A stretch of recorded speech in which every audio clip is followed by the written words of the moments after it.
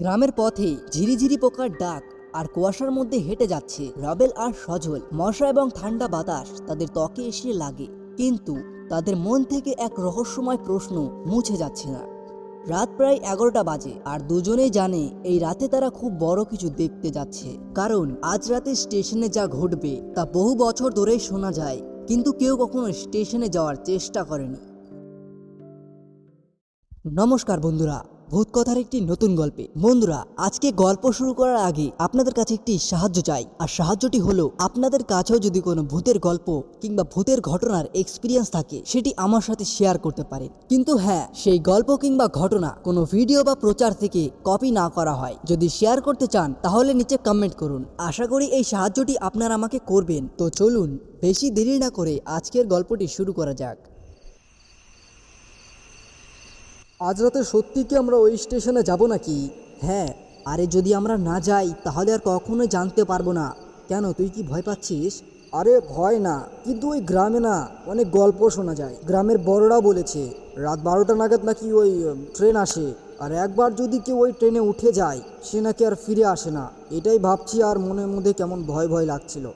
আরে তোর এসব পুরনো গল্প ছাড় তো, আমার উপর বিশ্বাস কর, কিচ্ছু হবে না।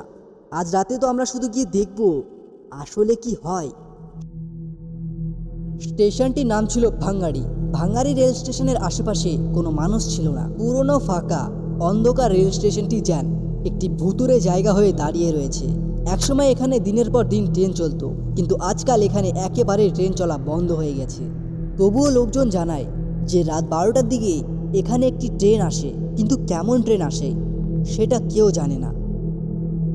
রবেল আর সজল স্টেশনের দিকে এগিয়ে যায়। কুয়াশা আরো ঘন হয়ে আসছে, বাতাসে এক শীতল অনুভূতি। পথে তাদের চারপাশে শুধু শীতল চুপচাপ অবস্থা। হঠাৎ দূর থেকে এক অদ্ভুত সাইরেন শোনা গেল। সজল গভীর কণ্ঠে বলল, কিরে, শুনলি তো? ট্রেন কিন্তু আসছে। রবেল চুপচাপ দাঁড়িয়ে থাকে, কিন্তু কিছু বলল না। সাইরেনের আওয়াজ আরো কাছে চলে আসে। কুয়াশার মধ্যে ধীরে ধীরে ট্রেনের আকার বেরিয়ে আসে, একটি কালো রঙের ট্রেন। কিন্তু এর মধ্যে কিছু অদ্ভুত ছিল। ট্রেনের চাকা ঘোরার শব্দ ছিল না। ট্রেনটি স্টেশনে এসেই থামলো। রবেল আর সজল চুপচাপ দাঁড়িয়ে থাকে। ট্রেনের দরজা খুলে যায়, কিন্তু ভেতরে কোনো যাত্রী ছিল না, বরং ভেতরে সবকিছু কালো হয়ে গেছে। ট্রেনের ভিতর থেকে এমন এক অদ্ভুত গন্ধ বের হচ্ছে, যেন মাটির গন্ধ আর মৃতদেহের গন্ধ একসাথে মিলে গেছে। সজল অস্পষ্টভাবে বলে, এটা কি রবেল? আমাদের এখন কি করা উচিত? রবেল ট্রেনের দিকে এগিয়ে যেতে থাকে। সেই মুহূর্তে ট্রেনের ভেতর থেকে একটি কণ্ঠ শোনা যায়, ওরা আসছে। এই কথাটি কে বলল? সজল চিৎকার করে ওঠে। রবেল এবং সজল একে অপরের দিকে তাকায়। ট্রেনের দরজা আবার বন্ধ হয়ে যায়, কিন্তু কিছুক্ষণ পর আবার খুলে যায়। এবার ট্রেনের ভেতরে কালো ছায়া দেখা যায়, যেন কিছু কিছু ভুতুড়ে মানুষ সেখানে বসে থাকে। চল এখান থেকে চলে যাই। সজল ভয় পেয়ে বলল, কিন্তু রবেল দাঁড়িয়েই থাকে। তার চোখে কোনো ভয় ছিল না, কিন্তু এর মধ্যে কিছু একটা ছিল যা তাকে টেনে নিয়ে যাচ্ছিল। ট্রেনের ভেতর থেকে একটি মানুষ বের হলো, যার মুখ সম্পূর্ণ ভেঙে গেছে। হঠাৎ বলে ওঠে, এটি হলো শেষ ট্রেন, তোমরা বাড়ি ফিরে যাও, না হলে আমার মতো হয়ে যাবে।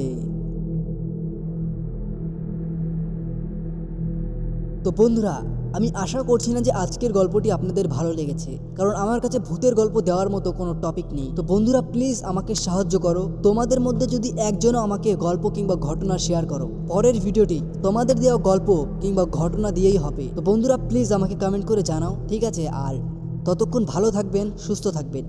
দেখা হচ্ছে কোনো নতুন ভিডিওতে। ধন্যবাদ।